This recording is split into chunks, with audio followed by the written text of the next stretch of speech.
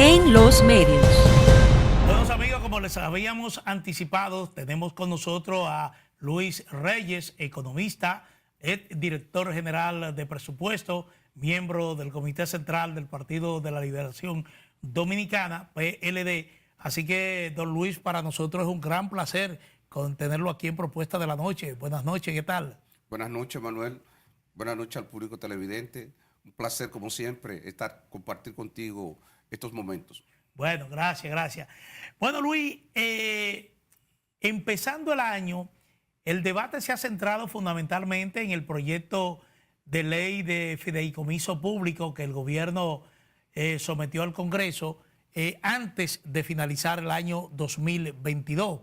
En un artículo que publicaste en el digital, la propuesta digital, precisamente hace unas observaciones sobre esta iniciativa del Poder Ejecutivo y, entre otras cosas, sostiene que se trata de una iniciativa que se aparta de lo que establece la Constitución de la República. Es anticonstitucional. ¿En qué te basas? Bueno, no que se aparta, no toma en consideración los mandatos de la Constitución. Es que la Constitución establece que el gasto público tiene que hacerse de manera equitativa en el territorio, debe hacerse de manera eficiente y debe de cumplir una serie de criterios.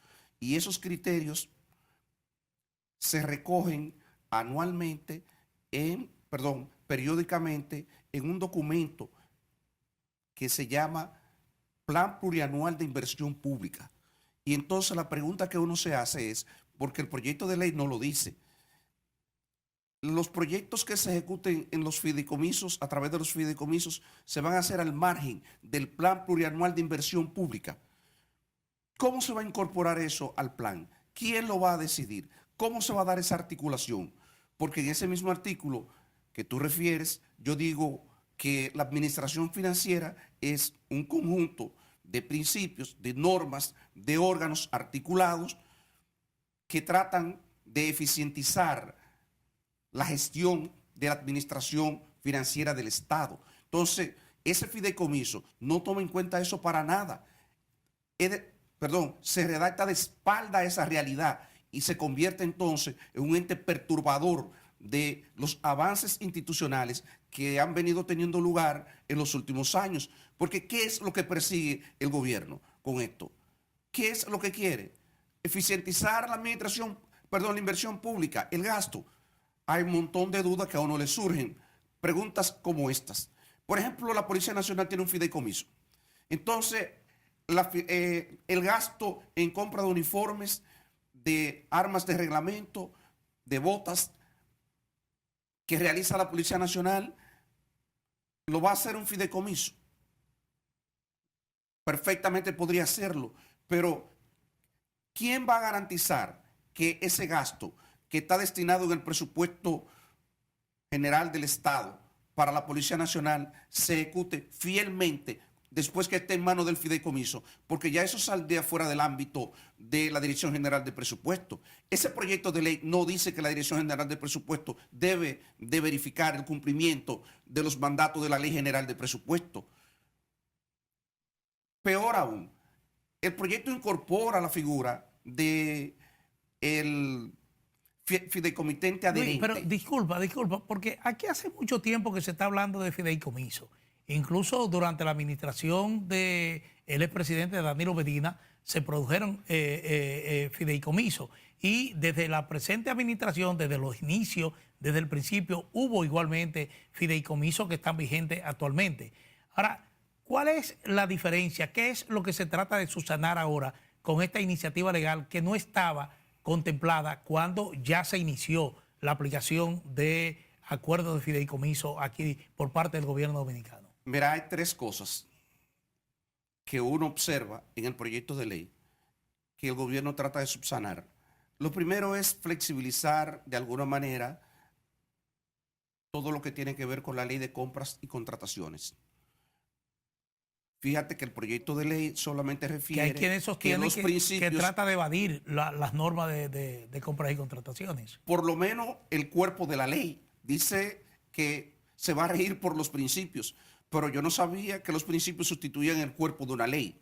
Y entonces uno de los elementos que tratan de el gobierno trata aparentemente de enmendar porque es claro que ha tenido un fracaso en la ejecución de la inversión pública. Si tú ves lo que ha pasado con la inversión pública en el año 2021 y en el año 2022, todavía al 16 de diciembre, que es la última información que estaba disponible, el gobierno tenía 29.000 millones de pesos de inversión pública que no había podido ejecutar.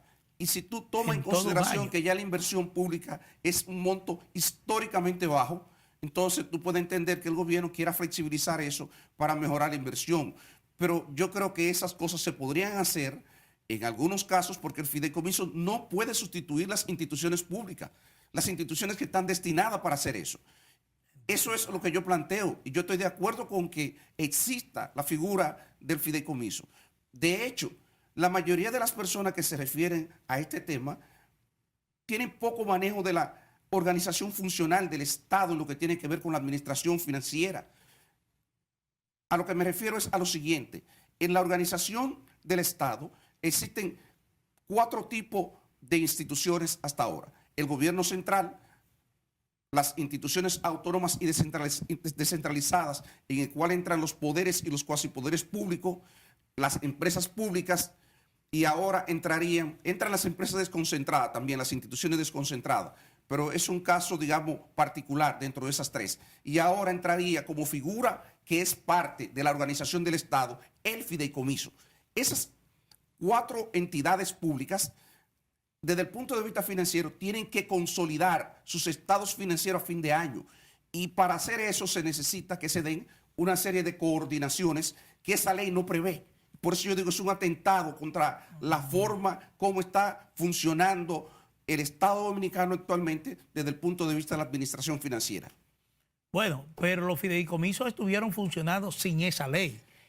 Entonces, ¿es correcto que se siga de la manera en que se estaba haciendo anteriormente? Para nada, lo que hay que hacer es una crítica a la manera como han venido funcionando y elaborar una ley, un proyecto de ley como debe de ser, que contemple, por ejemplo, aspectos como el órgano rector, establecer un órgano rector claro, porque, por ejemplo, una de las cosas que se le critica a este proyecto de ley, aunque hay países que tienen realmente la superintendencia de bancos como órgano rector de los fideicomisos, por eso es un error craso, porque los fideicomisos van a ejecutar parte del gasto público.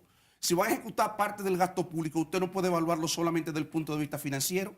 ¿Qué criterio tendría la superintendencia de bancos para enjuiciar lo que son el cumplimiento de los objetivos de un fideicomiso desde el punto de vista del gasto público? Entonces, lo primero es que ya de entrada, con la designación del órgano rector, comenzamos a tener problemas.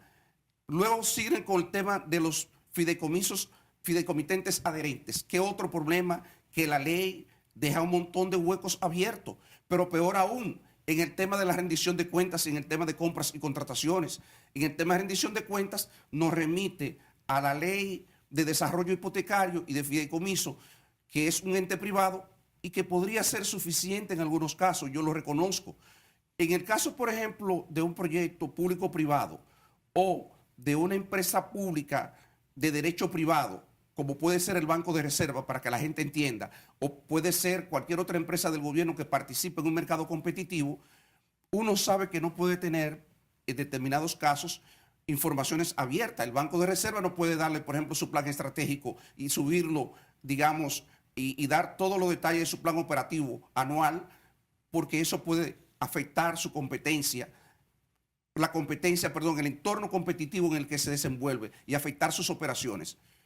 Pero eso no puede aplicar, por ejemplo, para una situación en la cual el fideicomiso de la policía compre uniformes militares o para cuando se ejecuta un proyecto de inversión. ¿Por qué razón no debe de haber una total y absoluta transparencia igualito que como se produce en el marco de un proyecto que ejecuta cualquier otra institución del sector público? ¿Por qué no? ¿Cuál es la razón? Entonces se queda ahí y yo digo, es incompleto, es insuficiente en ese aspecto.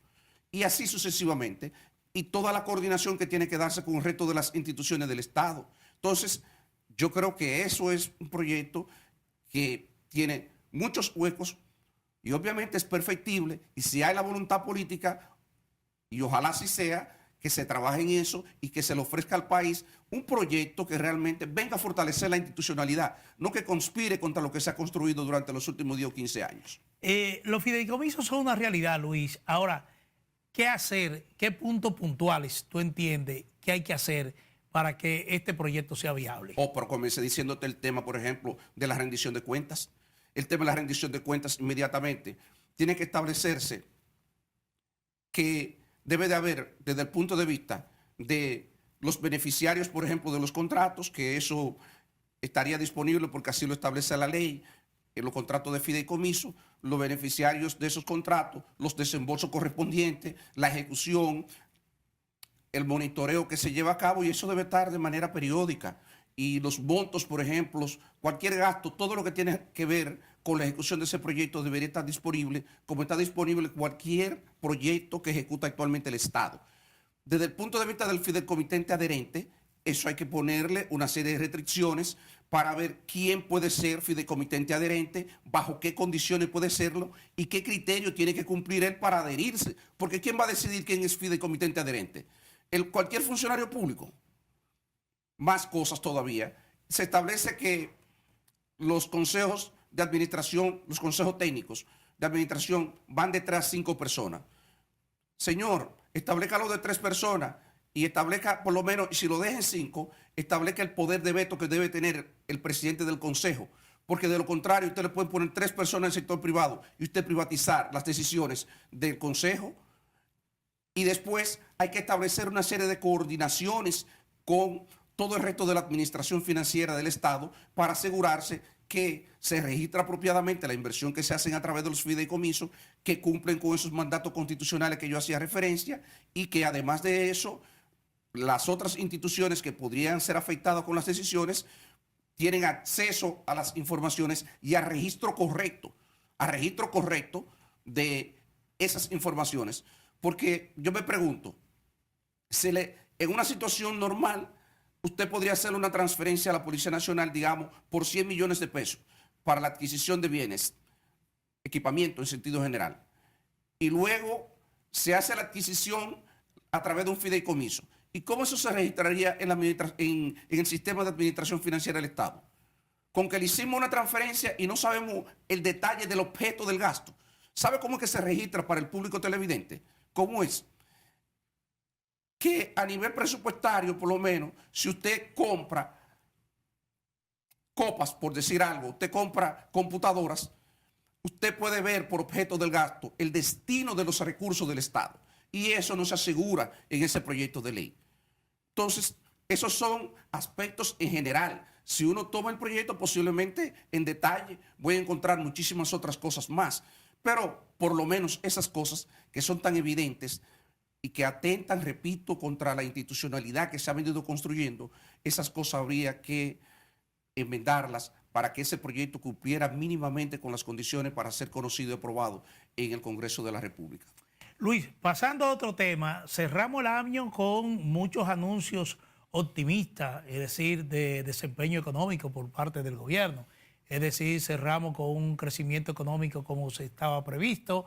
Recientemente el Banco Central anunció que acumulamos reservas internacionales récord, la mayor en la historia del país. Es decir, ¿cómo tú entiendes que fue el 2022 en términos de desempeño económico para la República Dominicana? Mira, visto el entorno internacional, no cabe la menor duda que el país, en términos macroeconómicos, puede decirse que tuvo un buen desempeño. El problema de la República Dominicana no es a nivel del desempeño macroeconómico, es a nivel del deterioro de las condiciones de vida de la población, es las condiciones que se están dando en el mercado de trabajo, es que el mercado de trabajo se está deteriorando. Incluso en el mes de noviembre, por primera vez nosotros volvimos a alcanzar la cantidad de cotizantes que teníamos en el sistema de la seguridad social antes, la que teníamos antes, en marzo del año 2019, o sea, en el periodo prepandémico. Pero más aún, el problema del mercado de trabajo es que se ha estado creando empleo de muy baja calidad. Y al crearse empleo de muy baja calidad y tú le sumas que también la cantidad de No, personas pero que están participando. es un problema histórico. No, no es un problema histórico, hay un deterioro respecto a lo que teníamos hasta el año 2019. Y el tema es que eso amenaza con profundizarse el próximo año, porque si no crecemos en los términos que nosotros acostumbramos a crecer, porque hay un entorno internacional que es, según lo que manifiestan los organismos internacionales, el lunes de esta semana, la directora gerente del Fondo Monetario Internacional invitaba la atención de los países sobre el deterioro del entorno internacional por la posibilidad de recesión en las tres principales economías del mundo, Estados Unidos, China y la Unión Europea, donde en unos casos podría haber recesión o en el mejor de los casos habría desaceleración, y eso va a afectar el desempeño de nuestra economía, que a propósito, en las estadísticas que publica el Banco Central, ya se ve que en los meses de octubre y noviembre viene desacelerándose el nivel de actividad económica. Si el nivel de actividad económica se desacelera, entonces nosotros vamos a tener menos posibilidades de generar empleo de calidad y que se profundice esa situación que se está dando. Si además tú tienes empleo de baja calidad y tienes una situación inflacionaria como lo que ha estado padeciendo el país en los últimos tiempos, entonces tú entenderás muchas de las situaciones que pueden estar ocurriendo en términos de desintegración del tejido social. Esos problemas de violencia que se dan en buena medida tienen su explicación en estos aspectos que se han dado a nivel de la incapacidad que tiene el gobierno por las limitaciones de recursos para intervenir en los barrios particularmente. Y eso es el temor, por lo menos que yo albergo, de que esas situaciones se sigan profundizando el próximo año. Sí, repito, el problema no es... ¿Tú vislumbras que este año habrá un deterioro de, no lo vislumbro yo, las condiciones sociales? No lo vislumbro yo. Dice la directora gerente del Fondo Monetario Internacional que el entorno internacional será menos favorable para el país. Si tú tienes un entorno internacional, nosotros hemos estado creciendo fundamentalmente por el impulso del turismo, las remesas de los dominicanos y algunos sectores que han mantenido un cierto dinamismo internamente, como el comercio y las zonas francas. Si las zonas francas se ven afectadas por el entorno internacional y el turismo y las remesas, y tú tienes un gobierno que tiene una política restrictiva, que tiene un montón de limitaciones en términos de gasto, con un presupuesto muy pírrico, que prácticamente lo coloca en una situación de incapacidad para intervenir, y por otro lado, tiene una política monetaria con niveles de tasas de interés de 20% en los préstamos al consumo y de 12, 14% en los préstamos hipotecarios y de 12, 13, 14% amenazando, perdóname, con una situación de amenaza de que puede seguir subiendo, porque ya la Reserva Federal de Estados Unidos anunció una nueva ronda de aumento de tasa de interés. ¿Cómo va a repercutir eso aquí? Entonces, en ese escenario, ¿qué puede darse? Puede darse una situación favorable para las condiciones de vida de los ciudadanos, que al final es lo que importa, por más que se diga, por más que se diga, por más que se hable. Eso es lo que hay que ver. Cuando uno analiza estas cosas en detalle, tú dices, no, que la situación inflacionaria ha comenzado a ceder, pero eso nos puede tomar todavía varios trimestres superarlo. Y la situación del gobierno con su incapacidad, la misma situación que tenemos con los subsidios en la parte de combustible, en la parte, por ejemplo, del subsidio eléctrico. El subsidio eléctrico. Y uno dice, eso va a mejorar, pero no lo suficiente para que el gobierno se quite esa carga importante de encima y pueda efectivamente intervenir en los sectores sociales que ameritan una intervención dado el deterioro en las condiciones de vida de esa población.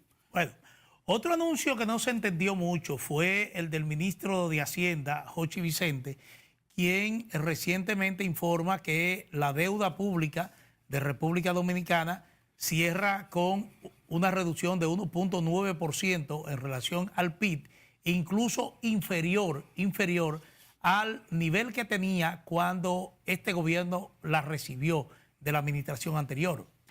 Mira, y esto se produce en un momento que se ha criticado mucho el endeudamiento externo. Mira, eso es una manera de eludir la responsabilidad del gobierno en términos de responsabilidad de endeudamiento, porque el gobierno fue muy crítico con la pasada administración.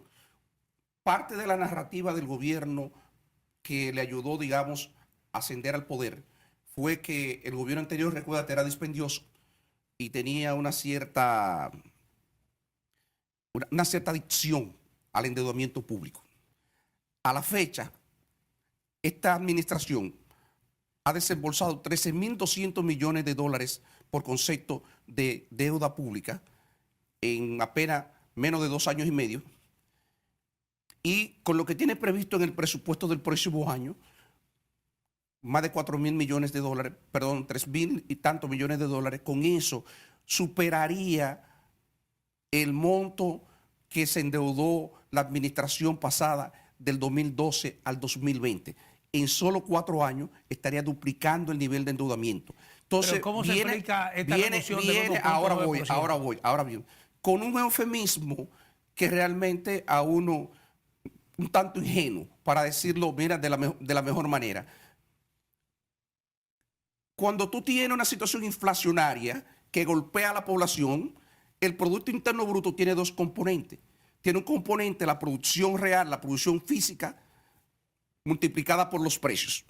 Cuando la inflación aumenta, multiplicada por los precios, menos los insumos en que se incurren durante el proceso de producción. Eso es básicamente la definición operativa del Producto Interno Bruto. Producción física multiplicada por los precios menos el costo de los insumos en que se incurre en el proceso productivo. Cuando usted multiplica la cantidad producida por el precio, si el precio aumenta, ¿qué va a pasar? Que el Producto Interno Bruto se va a inflar. Entonces, el gobierno se benefició ciertamente de una situación de crecimiento durante el año 2021 extraordinaria.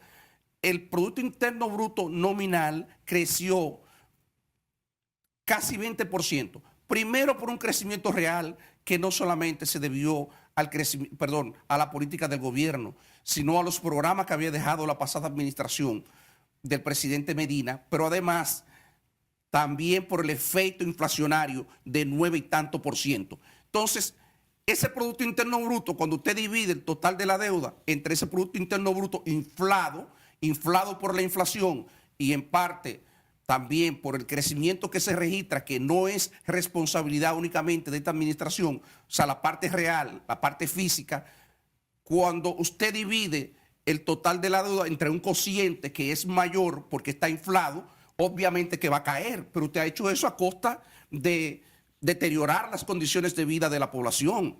Eso no es un argumento que ningún político lo va a sacar a relucir. Nadie se atrevería a decir, en términos técnicos, eso se llama licuar la deuda. Licuar la deuda no es más que generar procesos inflacionarios para que precisamente el Producto Interno Bruto aumente y como resultado de eso, el coeficiente de deuda caiga. Pero qué triste, porque usted está empobreciendo a la población y usted reivindica como algo positivo que el coeficiente de deuda le cayó 2 puntos. Usted debería de decir cuánto sería realmente el nivel de deuda que usted tuviera si usted hubiese mantenido la inflación en control, en condiciones normales, porque eso es una situación que no es para que nadie se sienta orgulloso de ella. Bueno, pero los niveles de inflación comenzaron a disminuir en los últimos meses. Pero no importa, porque es ya el resultado acumulado. Lo que está hablando el ministro de Hacienda no es por lo que está ocurriendo en los últimos 2 meses. Ese resultado de esa disminución en el coeficiente es acumulado en los últimos 2 años y medio. O sea, es el PIB acumulado porque el PIB es una variable, el Producto Interno Bruto es una variable que se va acumulando. O sea, usted lo mide en términos anual, pero el año que viene usted sigue calculando a partir de cómo concluyó este año. Y usted lo que mide es la variación respecto, digamos, al último corte que usted tiene. Entonces, yo lo veo y me pareció un tanto ingenua la declaración porque dije, no puede ser que yo reivindique una disminución del coeficiente de deuda a partir de una situación donde yo tengo una inflación acumulada que supera más como el 20% y que ese 20% fundamentalmente ha afectado más a los sectores más empobrecidos de la población. Buenos amigos, han escuchado a Luis Reyes Santos, economista, director general de Presupuesto, miembro del Comité Central del Partido de la Liberación Dominicana. Luis, muy agradecido por tu participación aquí en Propuesta de la Noche. Y a ustedes, amigos televidentes, los invitamos a estar con nosotros de lunes a viernes, de 7 a 8 de la noche, por RNN, Canal 27. Buenas noches.